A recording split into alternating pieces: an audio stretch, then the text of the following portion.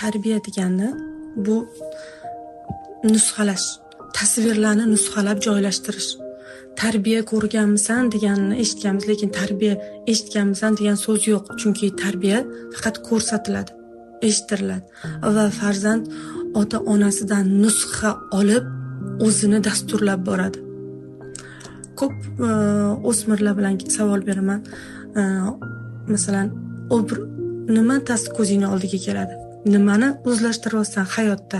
Ona deganda, ota deganda birinchi bo'lib o'zlashtirayotgani nima ko'z oldingga keladi? Onasi deganda shartda bir shapaloq bilan hal qiladigan, unga ehtiyot bo'lib gapirish kerak bo'lgan, shunaqa simo. Ota deganda uyga kech keladigan, jahldor yoki shu onasi nima desa ma'qullaydigan. To'g'ri, boshqa obrazli ota-onalar ham bor, lekin ko'pchilik yoshlarni beradigan javobi.